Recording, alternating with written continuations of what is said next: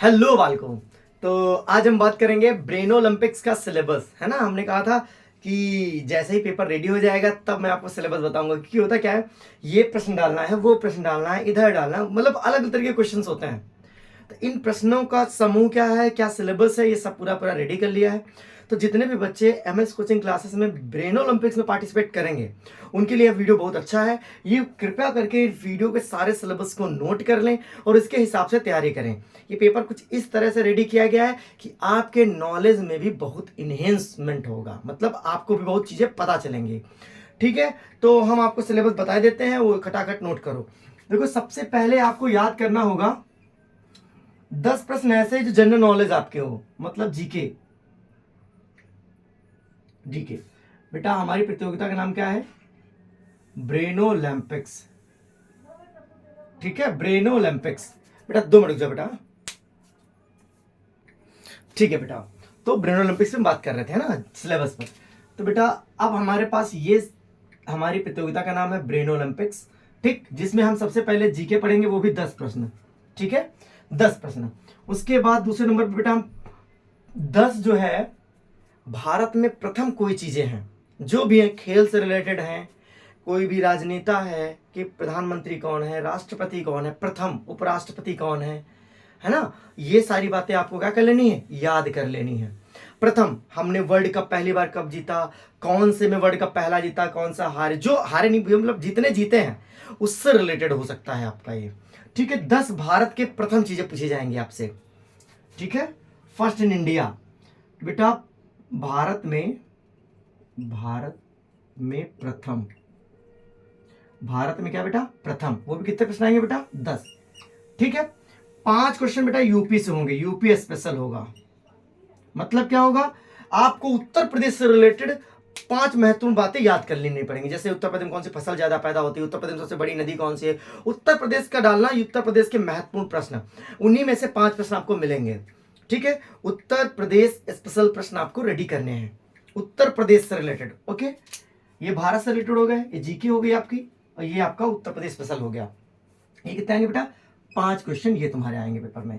उसके बाद देखिए बेटा, उसके बाद बेटा आपको भारतीय ग्रंथों का ज्ञान होना चाहिए। जितने भी वेद पुराण ग्रंथ हैं इनको अच्छे से देख लीजिएगा, कितनी संख्या में है, कितनी चौपाइयाँ, कितने दोहे हैं, या फिर इनकी संख्या क्या है। तो मतलब आपको थोड़ा सा पढ़ना पड़ेगा।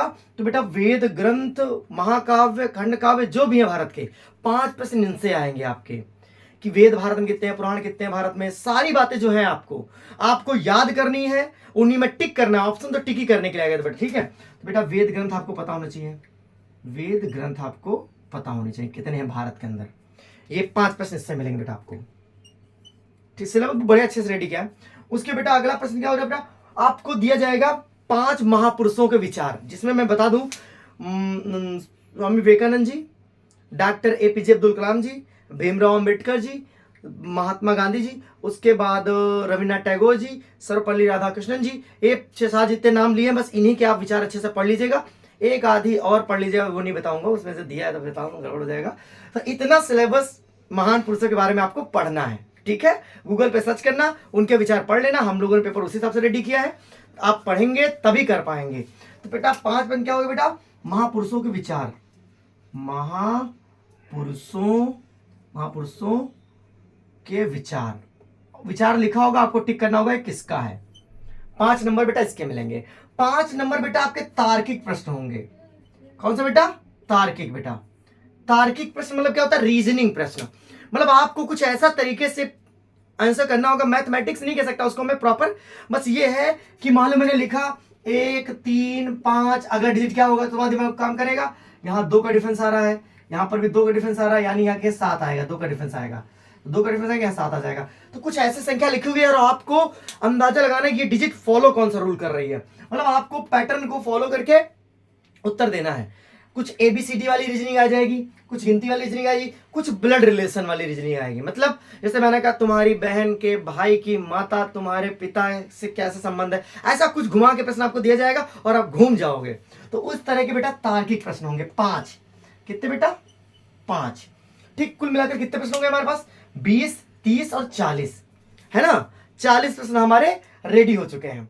बेटा अब अगले का देखिए बेटा, ये जीके, भारत में प्रथम, यूपीएस स्पेशल, वेद ग्रंथ, महापुरुषों के विचार, तार्किक प्रश्न, ठीक है, इतना सारा सिलेबस आपको याद कर लेना है। हो सकता है हम लोग 5-10 क्वेश्चन और बढ़ा दें, मतलब कि 50 क्वेश्चन है ना, 50 क्वेश्चन होंगे पेपर में, 50 क्वेश्चन होंगे और 100 नंबर का होगा पेपर। कितने नंबर का होगा? 100 नंबर का। बेटा आगे देख लो बेटा, आपको दिख रहा है नहीं दिख रहा है? हाँ बेटा, ठीक है, इस हिसाब से बेटा रेडी किया जाएगा। और बच्चा बचे क्वेश्चन बेटा आपके मनोवैज्ञानिक होंगे, साइकोलॉजी के प्रश्न होंगे, मतलब आपके दिमाग को थोड़ा समझा जाएगा। ऐसा प्रश्नों का कुछ इंसिडेंट हम देंगे, आप उसमें क्या निर्णय लेते हैं, कैसे करते हैं, वो सारी बातें उसमें प्रश्न होंगे। मतलब कि जैसे कि आपके छोटे भाई ने आपको परेशान किया तो आप क्या उसको खींच के तमाचा मार देंगे? ऐसा भी कर सकते हैं। 4 ऑप्शन ऐसे लिखे होंगे, आपको टिक करना होगा। सूद देंगे उसको, हम ऐसा कर देंगे। तो कुछ ऐसे मनोवैज्ञानिक प्रश्न होंगे जो आपके मन की स्थिति को बताएंगे, ठीक है, वो हम लोग आपको ऑब्जर्वेशन के लिए रखेंगे, मतलब दिमाग में रखेंगे, हाँ इसने ऐसा उत्तर टिक किया है। तो बेटा ये था कंप्लीट ब्रेन ओलंपिक्स का सिलेबस। MS coaching classes Dugama Raniganj में है बेटा। हम लोग का उद्देश्य है कि हर बच्चे की बुद्धि चारों तरफ से विकसित हो। ऐसा नहीं है कि पर्टिकुलर केवल हम सिलेबस पढ़ ले, इस सिलेबस को पढ़ पढ़ के आप लोग ढक्कन बन चुके हो। तो कृपया करके इन सारे प्रश्नों को रेडी करेंगे तो आपको बहुत सारा नॉलेज भी हो जाएगा। अगर जीतना चाहते हैं तो मैं बता दूं कि आपको जीतने पर मिलेगा क्या बेटा, एक बड़ी सी ट्रॉफी मिलेगी, इतनी बड़ी लगभग, और उसके बाद बेटा आपको हो सकता और कुछ भी दिया जाए। तो बेटा इतना ध्यान रखिए, टीचर डे को पुरस्कृत किए जाएंगे। 27 तारीख को पेपर है, मतलब अगस्त 27 को पेपर है, ये याद रखेंगे, बहुत अच्छी तैयारी करेंगे। एमएस कोचिंग क्लासेस में बेटा, कहां पर? MS coaching class. Last year बेटा हुआ था, कई बच्चों ने जीता था। एमएस कोचिंग क्लास में हर बार ये होता है ब्रेन ओलंपिक्स, बच्चे के दिमाग को विकसित करने के लिए, ठीक है। रानीगंज दुगामा बेटा कोचिंग चलती है, रानीगंज दुगामा, ठीक है बेटा, रानीगंज दुगामा आप लोग जानते हो, रकाबगंज से पहले पड़ता है। ये बेटा आपके लिए बहुत बेहतर है, आपके दिमाग को विकसित करेगा।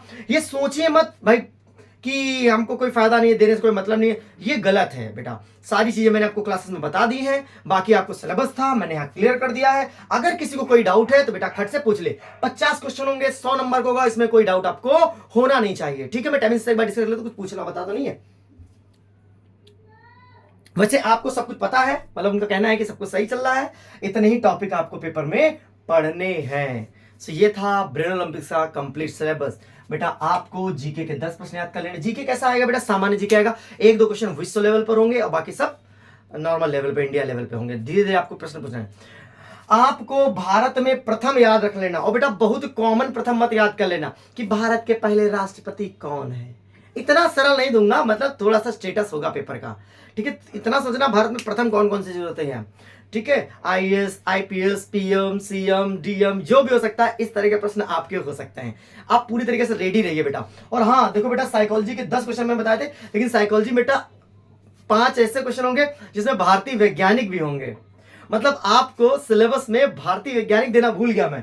भारतीय वैज्ञानिक के 5 प्रश्न होंगे बेटा, भारतीय वैज्ञानिक के 5 प्रश्न होंगे, जिसमें आपको रसायन विज्ञान, भौतिक विज्ञान, जीव विज्ञान, इतिहास, इन सबके भारतीय जनक कौन है, इन सबके भारतीय जनक कौन है, ये प्रश्न आपके पेपर में आपको मिलेगा। 5 क्वेश्चन इस तरह से रिलेटेड होंगे बेटा। तो बेटा अब जाके क्लियर हुआ भारतीय वैज्ञानिक। मैं पूछ रहा था, मैं कुछ भूल रहा हूं। भारतीय वैज्ञानिक, वैज्ञानिक, भारतीय वैज्ञानिक, भारतीय वैज्ञानिक, ये भारतीय वैज्ञानिक बेटा आपको याद रखने पड़ेंगे। इनसे रिलेटेड बेटा भी आपके पेपर में प्रश्न होगा। मतलब भारतीय वैज्ञानिकों के विषय में आपको जानकारी बहुत कम रहती है। आप में से कोई कमेंट करेगा, 5 महिलाएं अगर भारतीय वैज्ञानिक टिक कर कमेंट कर दिया तो बहुत ब्रिलियंट आदमी हो, और 10 भारतीय वैज्ञानिक को अगर कमेंट में कर दिया तो बेटा बहुत टैलेंटेड आदमी है वो। तो बेटा इस तरह से पूरा सिलेबस था। मैंने आपको ब्रेन ओलंपिक्स की पूरी डिटेल बताई है। अब आपने आपको रेडी करिए, 27 तारीख को पेपर होगा। जीतने वाले को, फर्स्ट सेकंड थर्ड वाले को मेडल ट्रॉफी मिलेंगी ही मिलेंगी, बाकी फोर्थ वाले को केवल मेडल मिलेगा। बाकी उसके नीचे वाले अपनी तैयारी बेस्ट रखें और अपनी तैयारी करते रहें। फिर रिजल्ट हम लोग घोषित करेंगे 5 तारीख को। उसके अलावा जितनी भी आपकी क्वेरीज हो कमेंट बॉक्स में लिख दीजिएगा, कुछ भी पूछना हो सब कुछ लिख दीजिएगा, और वीडियो को अधिक से अधिक शेयर करिएगा ताकि हर जगह पर लोग इस तरह की विचारधारा बच्चे में विकसित कर सके, आपके अंदर कंपटीशन की भावना आ सके। जब तक आपके अंदर कंपटीशन की भावना नहीं आएगी आप आगे नहीं बढ़ेंगे। बीडब्ल्यूसी का यही विचार है, ठीक है। तो बालको वाली class, brain olympics, MS coaching classes, Raniganj Dugama, सब कुछ दिमाग में फिट कर लीजिए और आपको प्रतियोगिता में पार्टिसिपेट करना ही है। आपको कोई डाउट लगता है हमसे नहीं हो पाएगा, इंग्लिश का कोई प्रश्न नहीं है, मैंने सोचा इंग्लिश डाल दूं, लेकिन चलो छोड़ो, वो तो सब बच्चे पढ़ ही लेते हैं। आपको जो प्रश्न दिए बेटा, आपसे आप इसको पढ़ने के बाद आपका दिमाग थोड़ा एक लेवल पे बढ़ जाएगा। कितने लोगों को भारतीय वैज्ञानिक पता होता है, कितने लोगों को अपने वेद पुराण पता होते हैं, अभी देखना आप ठीक हो जाएगा सब कुछ। इससे क्या होगा, आप पढ़ोगे तो आपका दिमाग खुल जाएगा, कुछ अच्छे विचार पढ़ोगे, अच्छे विचार पढ़ोगे तो आपके दिमाग में अच्छा जाएगा। तो इस तरह का प्रश्न हमने रेडी किया है। सो ये था सिलेबस, टाइम सर को कुछ कहना नहीं है। तो आप लोग अब जा सकते हैं, ये था पूरी डिटेल।